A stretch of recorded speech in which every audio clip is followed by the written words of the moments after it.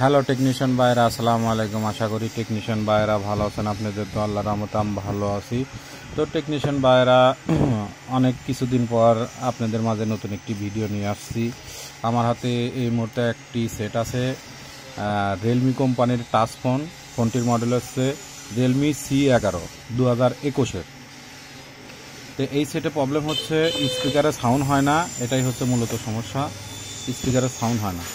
তো আমরা মিটার দিয়ে মেপে দেখেছি, আমাদের ভাঙা ডিসপ্লে দিয়ে আমরা এখান থেকে দেখেছি আমাদের মাদারবোর্ডটি ভালো আছে। তো আমাদের এই রিবনটা সমস্যা ডিসপ্লে, কারণ অরিজিনাল ডিসপ্লে লাগানো আছে এখানে। এই ডিসপ্লেটি সমস্যা। এই ডিসপ্লের ভিতরে দিয়ে লাইনটা আসছে এখানে, চার্জিং লাইন এবং মাইক্রোফোন, স্পিকারের লাইন, বাইভেট, এসব লাইনগুলো এই রিবনের মাধ্যমে এসেছে এই ডিসপ্লের ভিতর দিয়ে।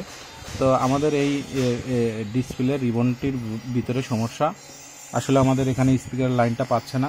তো এর জন্য আমরা এখন প্রথমত এখানে দুটি জাম্পার করেছি। যেহেতু আমাদের এখানে লাইনটা পায় না, এই জন্য আমরা এখানে দুটি জাম্পার করেছি। তার ভিতরে হচ্ছে আমরা এই যে এখানে একটি আছে, এই বেজ আছে এই যে এখানে।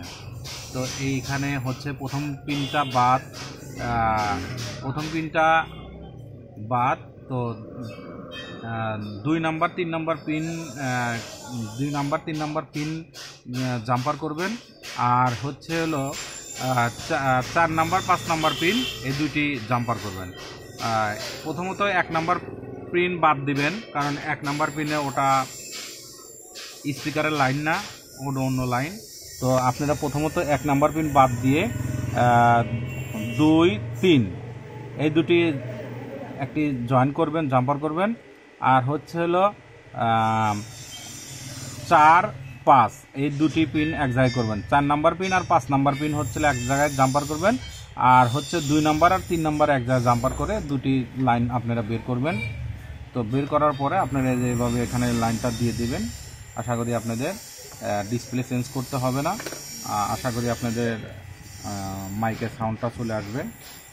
তো এটাই হচ্ছে সমস্যা। তো এখানে প্লাস একটা লাগাইলেই হবে।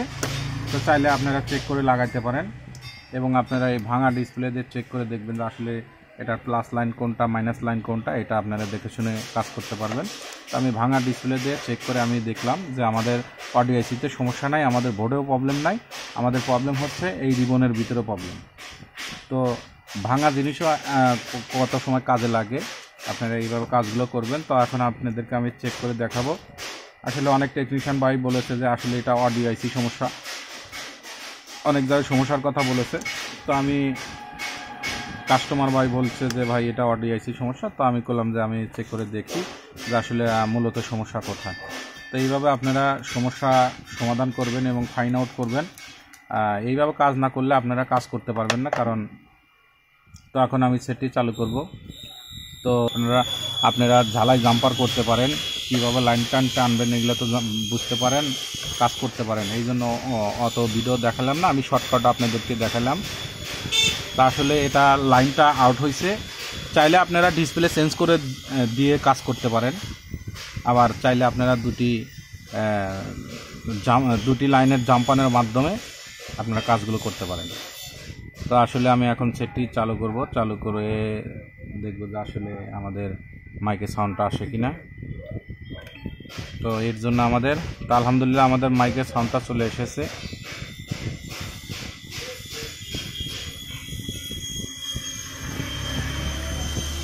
তো দেখেন,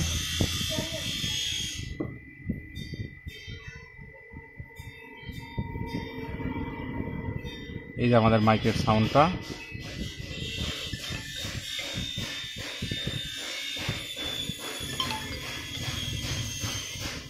তো দেখেন এই যে আমাদের মাইকের সাউন্ডটা চলে এসেছে।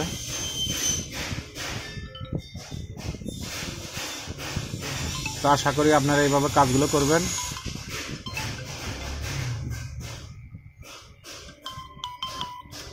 তো দেখেন এই যে আমাদের সাউন্ডটা চলে এসেছে। তো আশা করি টেকনিশিয়ান ভাইরা আমার ভিডিওটি দেখে ভালো লাগলে লাইক, কমেন্ট এবং শেয়ার করবেন। আর আমার ভিডিওটি দেখে আপনারা কমেন্ট করবেন আর চ্যানেলটি সাবস্ক্রাইব করবেন। তো আজকের মতো ভিডিও এখানে শেষ। আসসালামু আলাইকুম। আসলে এর সেটটি রিবনের সমস্যা ছিল, ডিসপ্লে রিবনের সমস্যার কারণে সাউন্ডটা আসে নাই। তা আসলে মাদারবোর্ডে প্রবলেম না। তো আপনি চাইলে টাচ ডিসপ্লে চেঞ্জ করলেও কাজ হবে, আর চাইলে আমার মতো যদি কেউ জাম্পার করতে চান করতে পারেন। তো আজকের মতো ভিডিও জ্ঞান শেষ। আসসালামু আলাইকুম।